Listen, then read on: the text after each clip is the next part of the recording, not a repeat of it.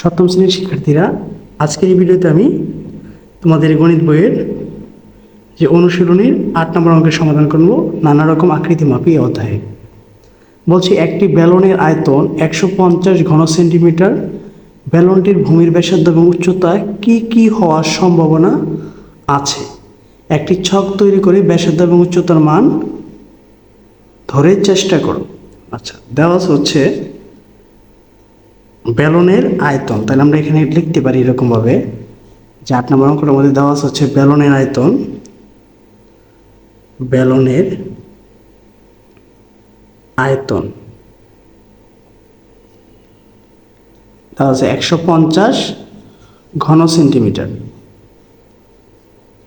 দেখলাম ১৫০ ঘন সেন্টিমিটার। আচ্ছা, ধরলাম ব্যালনের আয়তনটা ভি দিয়ে লিখলাম যে ভি আয়তন মানে হচ্ছে পাই আর স্কোয়ার এইচ। পাই আর স্কোয়ার এইচ, ঠিক আছে। তো এখান থেকে যদি আমরা ব্যাসার্ধ এবং কি বলছে উচ্চতা, ব্যাসার্ধ এবং উচ্চতা কি কি হতে পারে তা নির্ণয় করো। এখন এই অঙ্কের ক্ষেত্রে যদি আমরা এখানে ব্যাসার্ধ বের করতে চাই তাহলে কি সূত্রটা প্রয়োগ করব? যেমন ব্যাসার্ধ যদি বের করতে হয় তাহলে ব্যাসার্ধ আমরা জানি হচ্ছে শুধু এখানে আর। ব্যাসার্ধ মানে হচ্ছে শুধু আর, ঠিক আছে। শুধু আর যদি এখানে রাখি তাহলে সূত্রটা এরকম হয়ে যাবে V by pi r h. ব্যাসার্ধ বের করতে হয়। আচ্ছা, আর যদি আমাকে বলা হয় উচ্চতা, উচ্চতা মানে এইচ।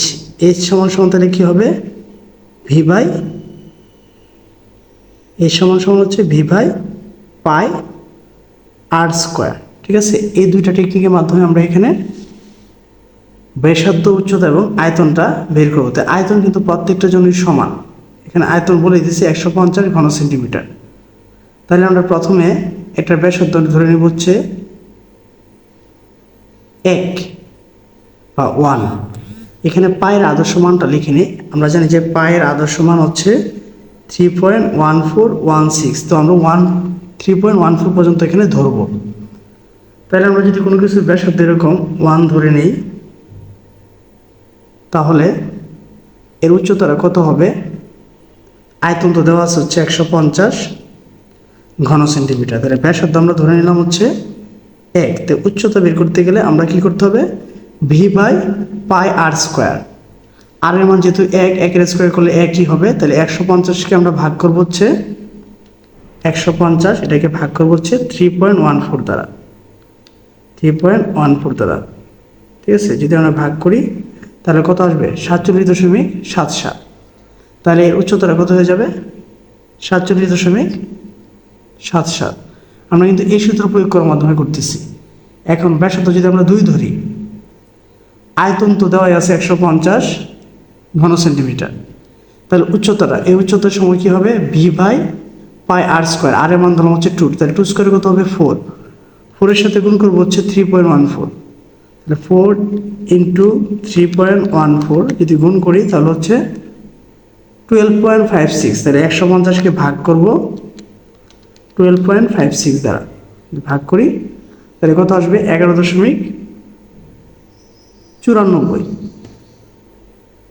11.94। অর্থাৎ যদি এটার ব্যাসার্ধ ২ ধরি তাহলে উচ্চতা হবে 11.94 এবং আয়তন কত হবে? ১৫০ ঘন সেন্টিমিটার, যা দেওয়া আছে তাই। তাহলে এইভাবে এখন আমরা ৩ ধরতে পারি। ৩ ধরলে ৩ থেকে ৯, ৩-এর সাথে ৯-এর সাথে গুণ করতে হচ্ছে 9 ইন্টু 3.14। যদি গুণ করি তাহলে কত হয়েছে? 28.26। তাহলে ১৫০ ভাগ 28.26 যদি দেই তাহলে আর হচ্ছে ৫.৩০। তাহলে আমরা এখানে লিখতে পারি 5.30। আবার সেম একইভাবে যদি আমরা ব্যাসার্ধ আর মান যদি ৪ ধরি তাহলে এখানে কত হবে? ৪ 4 16, 16-এর সাথে গুণ করতে হচ্ছে 3.14। 16 ইন্টু 3.14 গুণ করলে হচ্ছে ৫০.২৪। তাহলে ১৫০ ভাগ ৫০.২৪ ভাগ দিলে আসবে হচ্ছে 2.98। 2.98 মানে 985 দেওয়া, তাহলে আমরা 2.98 লিখবো। এভাবে যদি আমরা 5 ধরি তাহলে 5 5 কত হয়ে যাবে 25, 25 ইন্টু 3.14, 25 ইন্টু 3.14 দিলে আসবে হচ্ছে 78.5, 150 ভাগ 78.5, 1.91। তাহলে এখানে লিখতে পারি হচ্ছে 1.91। এখন এই মানগুলো শুধু করে আমরা ভিন্ন ভিন্নভাবে ধরে আসব। যেমন ইচ্ছা করলে এখানে আমরা প্রথমে এই যে 1.91, পরে আছে 2.98, পরে এখানে আছে হচ্ছে 5.30। এইভাবে ইচ্ছা করলে এখানে 6 ধরতে পারি, ব্যাসার্ধ 7 ধরতে পারি, 8 ধরতে পারি, 9 ধরতে পারি, 10 ধরতে পারি। আমি সবগুলো যদি ধরে যদি করি তাহলে কি দাঁড়ায় এখন আমি দেখাচ্ছি। এবার যদি আমরা 6 ধরি তাহলে 6 কত হয়ে যাবে 36, 36 ইন্টু 3.14, তাহলে আমরা লিখতে পারি 36 ইন্টু 3.14 যেটা হচ্ছে 113.04। তাহলে 150 ভাগ 113.04,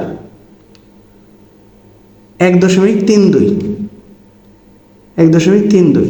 এবার যদি আমরা 7 বসাই, 7 7 হচ্ছে 49, 49-এর সাথে গুণ হবে হচ্ছে 49 ইন্টু 3.14, 153.86, 150 ভাগ 153.86, 0.97। তাহলে 0.97। এবার আমরা যদি 8 দিয়ে করি 8 8 64, 64 ইন্টু 3.14,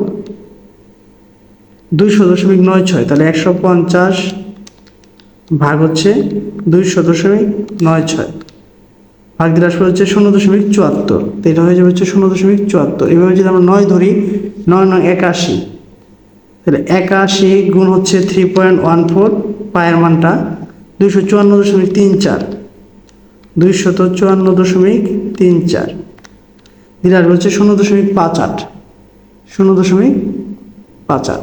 এবার যদি 10 ধরি তাহলে 10 10 100, 100 সাথে হচ্ছে 3.14, তাহলে 100 ইন্টু হচ্ছে 3.14 গুণ দিলে আসবে হচ্ছে 314। তাহলে 150 ভাগ হচ্ছে 314, 0.7747। ঠিক আছে। তো সেম একইভাবে যদি এইগুলো আমরা উচ্চতা বসাই, উচ্চতা যদি এই মানটা ধরে নিই, ঠিক আছে, আবার আয়তন যদি এটা ঠিক থাকে তাহলে একইভাবে আমরা কি ব্যাসার্ধ এখানে 1 বের করতে পারবো, 2 বের করতে পারবো, 3 বের করতে পারবো। ঠিক আছে, এভাবে প্রত্যেকটা জিনিস আমরা এভাবে 10টা মান বের করতে পারবো। ঠিক আছে, এখানে কিন্তু প্রশ্নের মধ্যে বলে দিয়েছিল যে একটি ছক তৈরি করে ব্যাসার্ধ এবং উচ্চতার মান ধরে চেষ্টা করো। এটা নিজের মতো করে করা যাবে। তারপরে এখানে একটা নিয়ম দেখাই দিলাম, এই সূত্র প্রয়োগ করে তুমি ইচ্ছা করলে যে কোনো মান ধরে অঙ্কগুলা করতে পারবা। তো আশা করি অঙ্কটা বুঝতে পেরেছো। যদি অঙ্কটা তোমাদের কাছে ভালো লেগে থাকে তাহলে অবশ্যই ভিডিওটি শেয়ার করবে এবং চ্যানেলটাকে সাবস্ক্রাইব করবে। ধন্যবাদ সবাইকে এতক্ষণ ভিডিওটা মনোযোগ দিয়ে দেখার জন্য।